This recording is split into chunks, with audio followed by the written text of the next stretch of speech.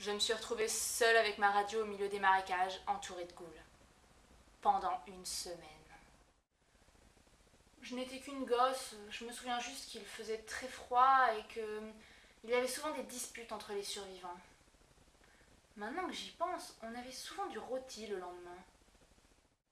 Nous étions à l'abri dans cette résidence surprotégée et ils ont débarqué comme des fous.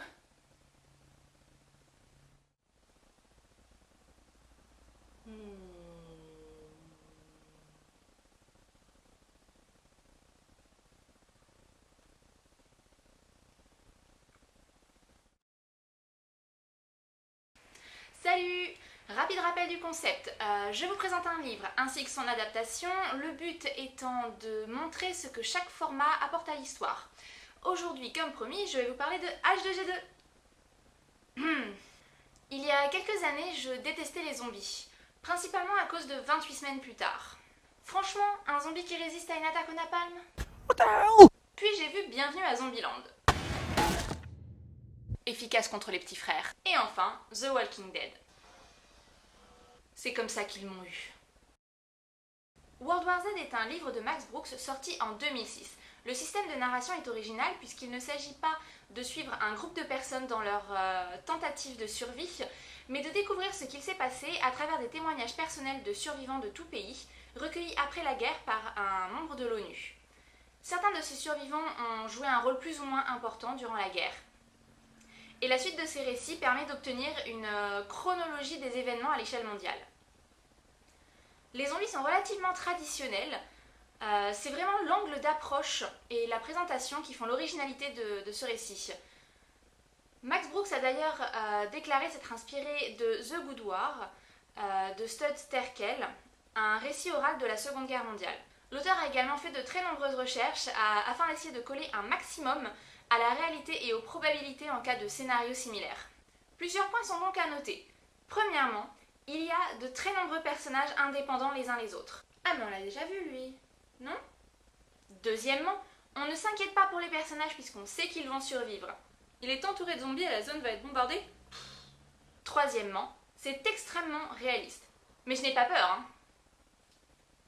Et quatrièmement, Max Brooks aime suffisamment Doctor Who pour nommer son escouade de chiens K9. En résumé, 42 personnes témoignent de leur expérience durant cette guerre contre les zombies.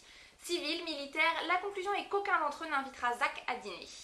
Ça fait d'ailleurs tellement réaliste que j'en viens à me demander si je n'ai pas dormi pendant plusieurs années pour ne me réveiller qu'après la catastrophe.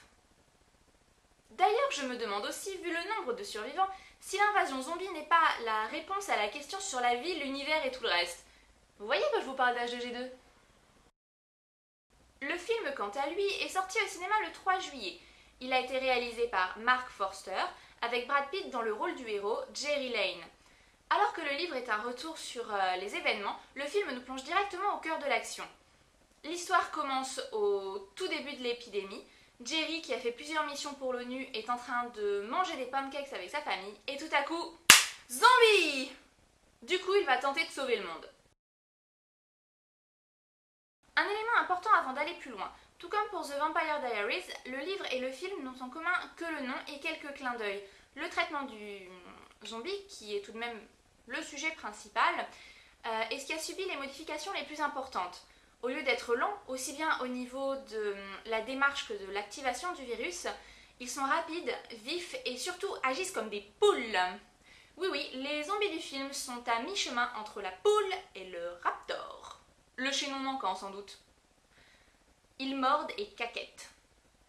Autre détail, le virus agit en 12 secondes.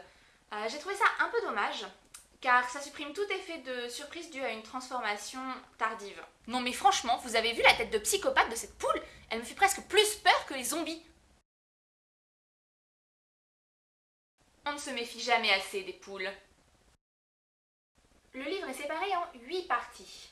Premier symptôme, la faute, la grande panique, retournement de situation, première ligne, autour du monde et ailleurs, guerre totale, et enfin, adieu. Le film se limite aux 4 premiers, sachant que les premiers symptômes sont présentés de manière extrêmement rapide durant le générique de début, dans une ambiance vieux reportage qui m'a fait me demander un instant si je ne m'étais pas trompée de salle. Et puis j'ai vu le nom de Brad Pitt.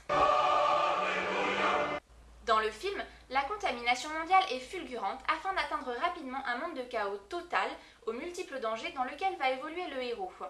Le but de l'histoire est de présenter un univers sur lequel l'homme n'a plus aucune prise et dans lequel il va essayer de survivre, voire d'essayer d'en reprendre le contrôle.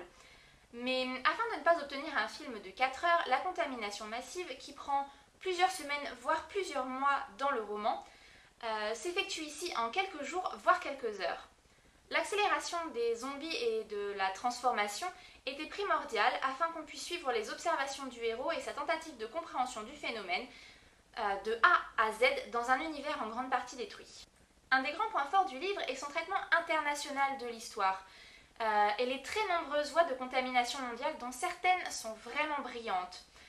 On a connaissance que des éléments majeurs de la guerre, les grandes batailles, les différentes mesures prises par les pays et également les différentes possibilités de survie.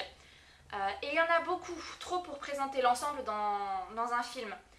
Les 42 personnages sont tous forts et intéressants par certains aspects, mais comme ils ne se côtoient pas, il était impossible de tous les faire vivre dans un film de 2 heures. C'est donc logiquement que les scénaristes se sont attachés à l'un d'eux.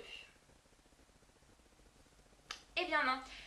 Au lieu d'exploiter un des personnages existants dont l'éventail de nationalités, styles, rôles et intérêts ferait pâlir d'envie Stephanie Meyer, les scénaristes ont pris le parti de créer de toutes pièces un super-héros américain, conforme en tout point à tous les autres super-héros américains de tous les films américains.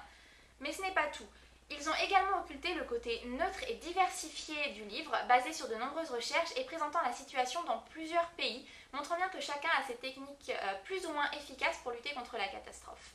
Je vous accorde que je m'emporte un petit peu, mais je me suis sentie trahie par la scène de Jérusalem. Alors, je peux pas développer sans spoiler, mais je pense que ceux qui auront lu le livre ou vu le film comprendront de quoi je veux parler. Je trouve un peu regrettable qu'ils aient fait de cette histoire quelque chose de pro-américain au détriment de différents éléments de scénario plus cohérents et attrayants. On sait que les Américains sauvent le monde. Un peu de changement aurait été appréciable. Bon, je râle comme toujours. Le film n'est franchement pas mal, bien que cliché par certains aspects, le plus dommageable étant cette volonté de montrer que les Américains sont meilleurs que tout le monde. Il est cependant très intéressant sur plusieurs points, notamment sur la faiblesse des zombies, une idée absolument pas exploitée dans le livre et que j'ai trouvée excellente. Un bon film donc, mais une mauvaise adaptation. Max Brooks n'ayant pas été intégré au processus créatif et n'ayant pas souhaité le rejoindre par la suite, je ne peux pas dire que le film apporte un plus à l'univers. Il est cohérent, l'approche du problème et sa solution sont intéressantes, mais ça n'a rien à voir avec l'œuvre d'origine. Du coup, si vous voulez découvrir une approche différente des zombies, allez voir le film, parce que c'est un bon moment à passer. Mais n'y allez pas en cherchant à retrouver l'ambiance du roman. De même, si vous avez vu le film et êtes intéressé ou intrigué par le roman, ne le lisez pas dans l'espoir de retrouver ce bon vieux Jerry. En revanche, vous serez sans doute séduit par l'univers beaucoup plus riche et développé de Max Brooks et par les différents personnages qu'il a mis en scène. Il y en a pour tous les goûts. Voilà, cette vidéo est maintenant terminée. Vous trouverez dans la description, ci-dessous, des liens vers des interviews de Max Brooks ou vers la bande-annonce du film si vous souhaitez en savoir plus. N'hésitez pas à me donner votre avis sur le livre, le film ou les deux, et je vous dis à bientôt, salut!